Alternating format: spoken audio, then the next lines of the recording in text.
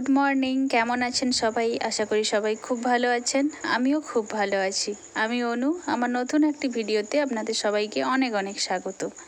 তো এখন বাজে প্রায় সকাল 7টা মতো। আমি সকালে উঠেই আমার বিছানার কভারটাকে চেঞ্জ করে নিলাম। অনেক দিন হয়ে গেছিলো, সেই পুরনো কভারটা ছিল, ওটাকে ধুবো বলে ওটাকে তুলে নিয়ে একটা নতুন কভার বিছিয়ে দিয়ে আমি আমার আলনার জামাগুলোকে গুছিয়ে নিচ্ছি। এলোমেলো হয়ে জামাগুলো পড়েছিল, তাই ওগুলোকে গুছিয়ে নিলাম। আর এদিকে বোনও রেডি হয়ে গেছে কলেজ যাওয়ার জন্য। আজকে সকাল সকাল কলেজ ছিল, তাই বোন সকাল সকালই কলেজ বেরিয়ে যাচ্ছে। 11টার দিকে ছুটি হয়ে যাবে। গরমের জন্য একটু তাড়াতাড়ি করে দিয়েছে, তাই বোন বেরিয়ে পড়েছে যাবে বলে কলেজ। আর এদিকে এই একটা দিদা এসছে। দিদাটা না খুব ভালো, আমাদেরকে না খুব ভালোবাসে। এই দিদাটা এসছে, ও বাড়িতে, তার বাড়িতে যেতে বলেছিল, আমরা যাইনি বলে ও এসে আমাদের সঙ্গে কথা বলছে, আবার ডেকে গেল, যেতে বলল। এদিকে সকালে খাওয়ার জন্য দুষ্টু নিয়ে এসেছিলো দোকান থেকে পেটাই পরোটা তরকারি। আমি ওটা নিয়ে খেতে বসে গেছি। খাওয়া শেষ হতেই এদিকে দেখি দাদা পুকুরে জাল ফেলছে। অনেক দিন থেকেই বাইরের কেনা মাছ খাওয়া হচ্ছে, তাই আজকে দাদা বলল যে পুকুরের মাছ ধরেই খাওয়া হবে। এই যে ছোট ছোট মৌরলা মাছগুলো দাদা ধরছে, এগুলো না একটু সর্ষে দিয়ে ঝাল করলে না দারুণ লাগে খেতে সত্যি, আর ভাজাও দারুণ লাগে। তাই আমাদের পুকুরে না অনেক এই মৌরলা মাছ হয়েছে, তাই ধরছে দাদা, ওগুলো রান্না হবে আজকে। আজকে আর কোনো কেনা হবে না মাছ। এই দেখো মৌরলা মাছগুলো এতটা ছোট না, বেশ বড় বড় মৌরলা মাছ হয়েছে। অনেকেই ছোটো মাছ খেতে ভালোবাসে না, কিন্তু আমার এই ছোটো মাছ খেতে ভালো লাগে। অনেকে বলে কি ছোটো মাছে কাঁটা কে চিবিয়ে খাবে, কিন্তু এটা জানে না যে ছোটো মাছে কাঁটা চিবিয়ে খেলে দাঁতের পক্ষে কতটা উপকারী। এমনিতেই দাঁতের প্রবলেম, এখন তো সবারই দাঁতের প্রবলেম, তাই ডাক্তার বারবার বলছে যে ছোট ছোট মাছ খাও, ছোটো মাছের কাঁটা চিবিয়ে খাও। আর এদিকে দেখি একবার জাল ফেলতেই অনেক মাছ এসেছে, অনেক বড় বড় মাছও এসছে, কিন্তু আজকে তো বড় মাছগুলো নেওয়া হবে না, কারণ এই মৌরলা মাছগুলোই আজকে খাওয়া হবে। পুকুরে এমনিতেই জাল ফেললে অনেক মাছ ওঠে, কিন্তু সব সময় বড় মাছ খেতে না অ্যাকচুয়ালি ভালো লাগে না, এক আধবার ছোটো ছোটো মাছ খাওয়াও ভালো। তাই মা বড় বড় মাছগুলোকে নিয়ে পুকুরে ছেড়ে দিচ্ছে, কারণ এগুলো তো আজকে রান্না হবে না, বেকার উপরে রাখলেই মরে যাবে। আর এত রোদের তেজ, এতে উপরে একটুখানি থাকলেই মারা যাবে। এই দেখতে পাচ্ছ মৌরলা মাছের সাইজটা কত বড় বড়, আর এসছেও অনেকগুলো, এক একটা সরপুটির মতো সাইজ হয়ে গেছে, এত বড় বড় মৌরলা মাছ।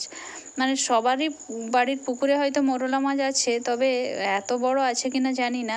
কাদের কাদের বাড়িতে এত বড় বড় মৌরলা মাছ আছে অবশ্যই কমেন্ট করে জানাও, কিন্তু আমাদের বাড়িতে তো এত বড় বড় মৌরলা মাছ আমি দেখি, অন্যান্য লোকের বাড়িতে দেখি মৌরলা মাছ ধরে কিন্তু ছোট ছোট। যাই হোক, মাছগুলো ধরছে, আজকে এটাই রান্না হবে। আর আজকে তো আমি বাড়িতে থাকবো না, মা আর বৌদি দুজনই রান্না করবে, তাই এই ছোট ছোট মাছ যে এতগুলো ধরছে, এগুলো কাটতে কিন্তু খুবই কষ্ট হবে, দুজন মিলেই কাটবে। আর রোদে তো সত্যি দাঁড়ানো যাচ্ছে না, আমি যে এতক্ষণ দাঁড়িয়ে এই মাছগুলো ধরেছে ভিডিও করছি, প্রচণ্ড পরিমাণে রোদ লাগছে। তাই আমি তাড়াতাড়ি এসে স্নান করে চলে এলাম, স্নান করতে একটু যেন শান্তি লাগছে। আর বাইরে কি প্রচণ্ড রোদ, আমি তো দেখছি বাইরে এত রোদ যাব কি করে। এদিকে আমিও স্নান করে নিয়েছি, আর টুনটুনকেও স্নান করিয়ে দিয়েছি। টুনটুন বলতে এই যে আমাদের বাড়িতে টিয়া, এর নাম টুনটুন, একে স্নান করিয়ে দিয়েছি। এদিকে মা আর বৌদি দুজন মিলে বেরিয়ে গেল ছাতা নিয়ে, কোথাও একটা যাবে, আমি ঠিক জিজ্ঞেস করিনি কোথায় যাবে। তো চলে গেল দুজন, তারপরেই আমিও বেরিয়ে পড়লাম কাজে যাব বলে। আমি বেশি দূরে যাই না, আমার একদম বাড়ির পাশে, একটুখানি লাইনটা ক্রস করলেই ওই যে সবুজ রঙের বিল্ডিংটা দেখতে পাচ্ছ, ওখানেই আমি যাই কাজে, একদম বাড়ির পাশে। তবুও ছাতা ছাড়া যাওয়া যাচ্ছে না, আর লাইন যে গরম হয়ে গেছে, পিচের রাস্তা তো গরম হয়ে যেন আগুন ছুটছে। আর এই রাস্তা পার হওয়াও যেন মুশকিলের ব্যাপার, এত গাড়ি যাচ্ছে আসছে, এত লাইনে টোটো, মানে সত্যি অসম্ভব ব্যাপার। যাই হোক, আমি আস্তে আস্তে চলে এলাম, ছাতাটা নিয়ে এসেছি, ছাতা জলের বোতল সব সাথে করেই নিয়ে আসতে হয়, যত ভেতরে ফ্যান চালিয়ে বসি না কেন গলা টলা যেন শুকিয়ে যায় গরমে। তারপরে এই যে আমি কাজ করতে লেগে পড়লাম, কাজ তো করতে হবে, যত গরম হোক যাই হোক, ফ্যান চলছে তাও ঘেমে যাচ্ছি আমি, এত গরম। আর এখানে চারিদিকে ঘেরা তো, জানালা বেশি নেই, ব্যাংক যেহেতু জানালা বেশি নেই, তাই প্রচণ্ড গরম। ওখান থেকে ফিরে এসে দেখি আমার জন্য এক গ্লাস লস্যি বানিয়ে রেখেছে। শুধু আমার জন্য বানাইনি, বাড়ির সবার খাওয়া হয়ে গেছে, কিন্তু আমার জন্য এক গ্লাস ফ্রিজে বানিয়ে রেখে দিয়েছিল। আমি এসে খেতে তো যেন শান্তি। মানে এই গরমে কোথাও রোদ থেকে ঘুরে এসে যখন ফ্রিজের জিনিস কিছু ঠান্ডা খাওয়া যায় না, সত্যি যেন জীবনটা শান্তি হয়ে যায়। আর এদিকে দুষ্টু চলে এসছে স্নান করে, মাথা ধুয়েছে, আর ওর চুলগুলো পুরো ম্যাগির মতো গোল গোল হয়ে গেছে। যখন বাচ্চা ছিল না, এর মাথার চুলগুলো পুরো একদম ম্যাগির মতো ছিল যখন ছোট ছোট ছিল। এখন তো বড় হয়ে গেছে চুলগুলো, তাই একটু সোজা হয়েছে। আর এদিকে আমরা নিয়ে নিচ্ছি ছোলার ছাতু। এরা না বাইরে থেকে এসছে, বিহার থেকে, আমাদের এখানেই কাঁথিতেই থাকে, গ্রামে গ্রামে ঘুরে ছোলার ছাতু বিক্রি করে। ছাতু ডাইরেক্ট নিয়ে এসে বিক্রি করে না, এগুলো ভাজা ছোলা সঙ্গে সঙ্গে নিয়ে ঘোরে, যে নিবে বলে ওর সামনেই পেশাই করে দেয়।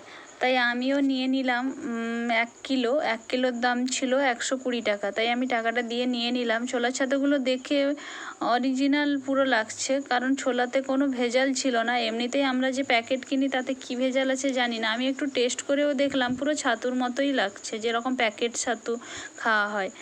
তো খেলে বুঝতে পারবো খারাপ না ভালো।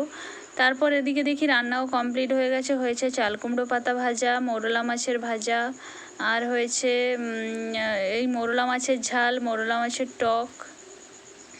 তাই আমরা খেতে বসে গেলাম। ভাতও বাড়া হচ্ছে সবার জন্য। প্রথমে দাদাকে ভাত বেড়ে দিয়ে দিল, তারপর আমাদের ভাত বাড়া হবে।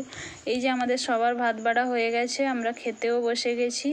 আর দুষ্টু তো এদিকে খাওয়া মানে নারকেল নিয়ে খাবেই, তাই সে আগে নারকেলটা নিয়ে নিয়েছে, আমাকে 2টো নারকেল দিয়ে দিল। আর আমি তো সেই পাতাটাকে মাখিয়ে ভাতের সঙ্গে, ওহো, খেতে না দারুণ লাগে গরম গরম।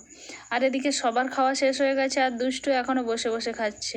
ওর দাঁত নেই, সব দাঁত পড়ে গেছে, তাই বসে বসে খাচ্ছিল। তারপর আমরা 3জন একই জায়গায় শুয়ে গেছি খেয়ে আসার পর, কারণ ওরা দুজনই ঘুমিয়েছিল। আসলে আমি ওদের দুজনকে জ্বালাবো বলে আমি এসে মাঝখানে ঢুকে গেছি, আর আমি এসে মাঝখানে ঢুকতে দুজন দুদিক থেকে আমাকে ঠেলে বের করে দিচ্ছে। আসলে কারেন্ট ছিল না তো, তাই এখানে বারান্দায় মাদুর বিছিয়ে ঘুমিয়েছিল। কারণ কারেন্টটাই দুপুরবেলা কারেন্ট চলে গেলে তো রুমের ভেতরে থাকাই যায় না, এতটাই গরম।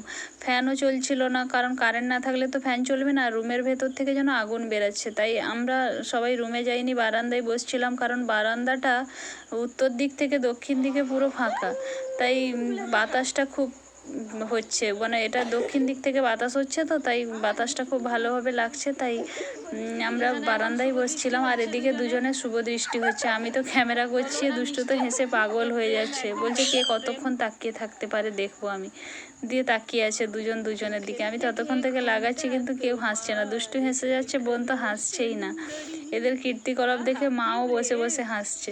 তারপর ঘুম থেকে উঠে মোটামুটি আমি আর দুষ্টু বেরিয়ে পড়লাম একটু মাঠের দিকে যাব বলে, কারণ আজকে বিকেলে না প্রচণ্ড পরিমাণে বাতাস দিচ্ছিল, বেশ ভালো লাগছিল। আমরা যেই আসছি দেখে মা বোন দুজন চলে এলো, আর এদিকে একজন এসে গাছ ভাঙছে, মানে নারকেলের যে ডালাগুলো ওগুলো তো শুকিয়ে গেছে, ওগুলো ধরে টানছে। আর যদি এখান থেকে পড়ে যায় ও পুরো গিয়ে পড়বে পুকুরে।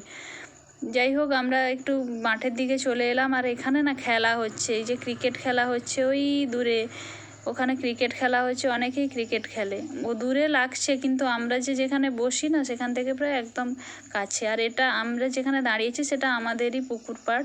আর এদিকে সন্ধ্যা হয়ে যেতে বোন পড়া নিয়ে বসে গেছে, তার কলেজে অনেক প্রজেক্ট দিয়েছে, অনেক জিনিসপত্র কিনে নিয়ে এসছে, আবার প্রজেক্ট তৈরি, আবার কাজ, আবার কষ্ট।